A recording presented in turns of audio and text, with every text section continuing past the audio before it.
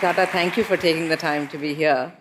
One of the questions I wanted to ask you is that, as we look at the youth, as we look at shaping India, there's a certain integrity, there's a certain ethos that we want to develop over time. And one of the things the Tata House is known for is its integrity and ethos. In what way has it been integrated? You've been there since you were young. In what way was it integrated into you? In what way do you take it to the next generation? Well, I think the integrity was embedded in the organization over 100 years ago. Maybe at a time when, without integrity, a company would be considered to be unacceptable. Today, that's a little different. And when I returned from the US, which is partly an accident, I had the role model of J.R.T. Tata, who lived absolutely by the tenets of integrity that the founding fathers had left behind. And there was no issue of any deviation from it. He didn't himself deviate, nor did he accept anybody else who would deviate. So it was deeply ingrained in the organization throughout. All I did when I took over was protect it, because I felt it needed vigorously to be protected, because that is what made us different. You just said something, you came back accidentally. What did you mean by that? When I finished college, the only thing I looked forward to was going where it was warm and not cold. And that wasn't the accident. I worked in Los Angeles for a period of time. Very happy there, doing very well monetarily. My grandmother fell ill and asked for me, and I returned and never went back to the US. So that was the accident. Okay. You were just saying that, that was the norm at that time. It may not be so today. So when you look at the young people, the possibility that there is for India, what is your feeling when you look at young companies?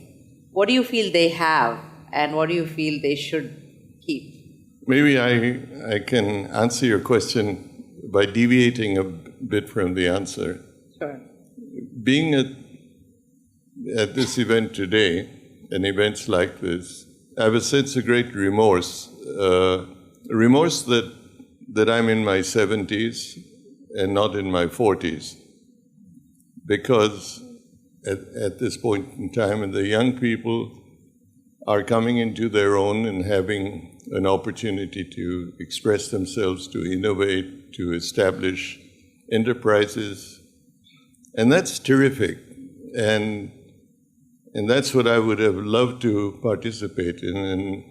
And I'm sorry that our ages are different. Well, thank God you're mentally only 30, so you've got a long ways to go. The problem is, to be frank, that if you don't try to regulate yourself and say that your time is up, who is to tell you that your memory's fading, or that you're getting a little senile, or that you're getting hard of hearing, or that you don't see very well? So the best thing is to move aside and leave way for the young people who are going to be the future of this country to have their head. And I think that's why an event like this and what you're doing to encourage the young people is music to my ears. X Prize has struck me as being a tremendously strong motivator of innovation. In every way, X Prize is a tremendous motivator of today's times. And I hope the momentum that Peter's been able to create will continue and accelerate over the years, not only in the US, but now in India as we brought it here. So, Xenia, to continue on that, we brought X Prize to India, you're leading the efforts here. What would you like to see happen? What would you like to have this prize do in the Indian community? I'm hoping that over the next few years, we're able to launch a few prizes in different sectors, addressing what now seems impossible in water, in energy, in how we view and deal with waste, possibly in corruption, women's issues. So hopefully I'd like to see those few prizes come to fruition pretty quickly. But the prize is one part of the equation. The thing that really makes the prize work are the innovators, the teams that apply to compete for the prize. And I'm really hoping to see innovators from all parts of this country, both geographically and from all stratas of society, economic stratas especially. I would consider, in understanding what your success statement is also important to examine what you don't want, right? So I would hate to see an X Prize where the teams were only from the IITs, were only from the R&D departments of big organizations, big companies. That would actually be kind of a failure, But it would be wonderful to see young innovators, old innovators, innovators that come from the rising billion, innovators that come from rural areas. And then, of course, the challenge for us at X Prize is how do we level the playing field so that those innovators can truly participate? Because it's good enough to say, you have to apply and then you get in, but it's a lot more than that. So how do we at X Prize, especially in India, how do we level the playing field so that innovators from a rural part of India, from rural Kenya, who are competing for a prize in India, can truly play on the same level as a team from IIT? So that's what I'd really like to see. The other thing is, about a prize is usually, we know about the purse, what you get. But one of the things that X Prize does in a great way is defining the problem itself. So you want to tell us a little bit about how you go about doing that? Sure. At X Prize, we call ourselves solution agnostic. We don't care.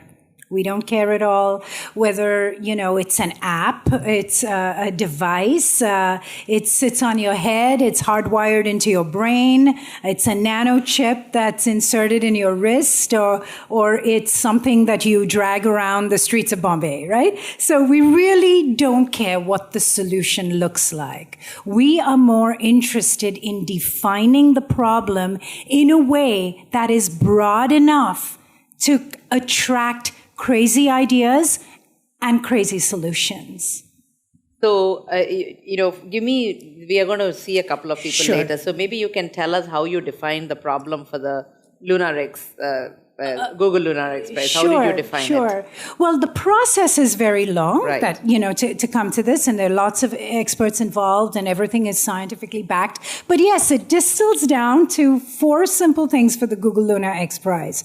You have to take off from Earth, you have to land on the moon, and then you have to move 500 meters.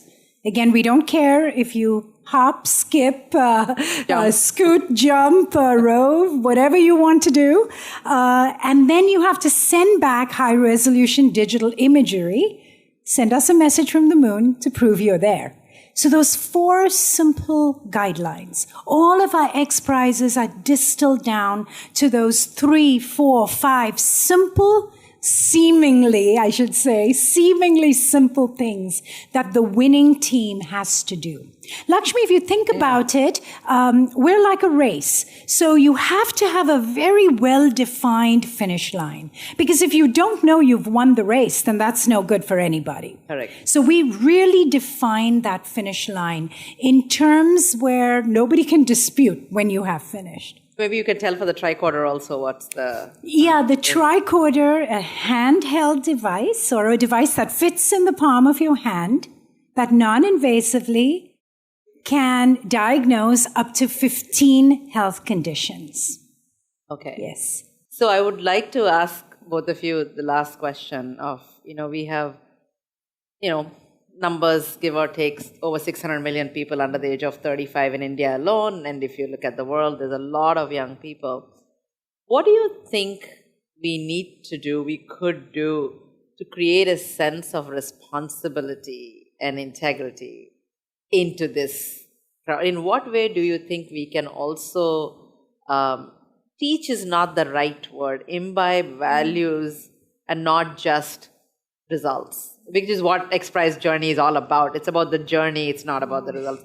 In what way can we imbibe that in the way they are going to evolve as very, very successful people? I think we need a whole new breed of superheroes. And forums like Inc. bring those to the forum.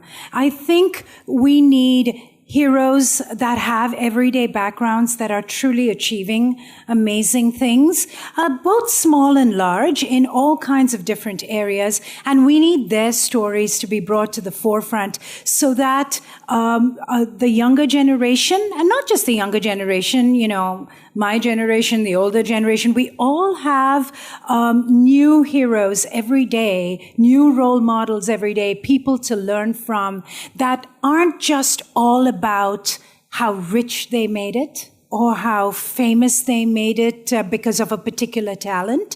It's much, much more than that. And for a country of 2.5 billion people, we really need a whole new brand of superheroes, a whole new breed of them. Tata, what would you say? What would you like to? You know, I feel India, our country, has one tremendous attribute in the 1 billion plus people, and that is that we have often been called a country of shopkeepers, or a country of individuals who seek to have their individual visibility. It may be a pawn shop, it may be a larger shop, it may be some activity, but we are entrepreneurs, DNA-wise. We, as a country, we have ideas. What we don't have adequately is we don't have the opportunity to express ourselves. We don't have an infrastructure that helps finance us.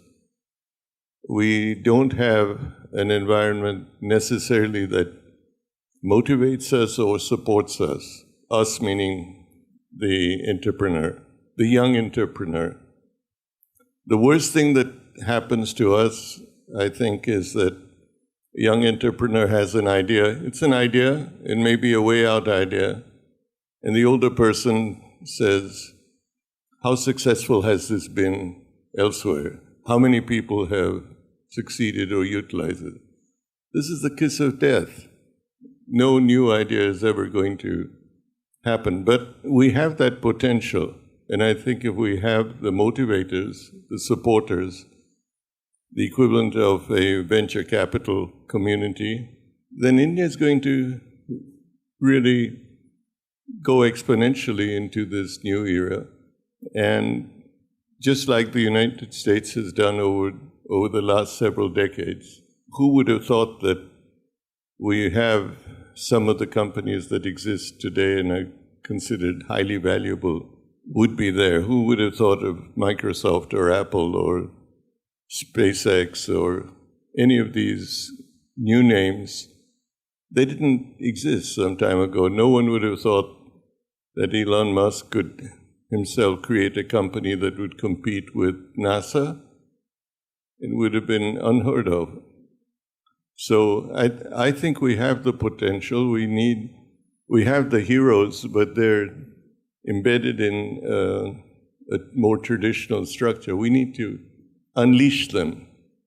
And I think, in wrap-up, I'd like to say that as we unleash them, as we get the younger people, I think they need mentors or elders, parents that can guide them the right way too. So to have all of you with your experience guide a lot of the young people.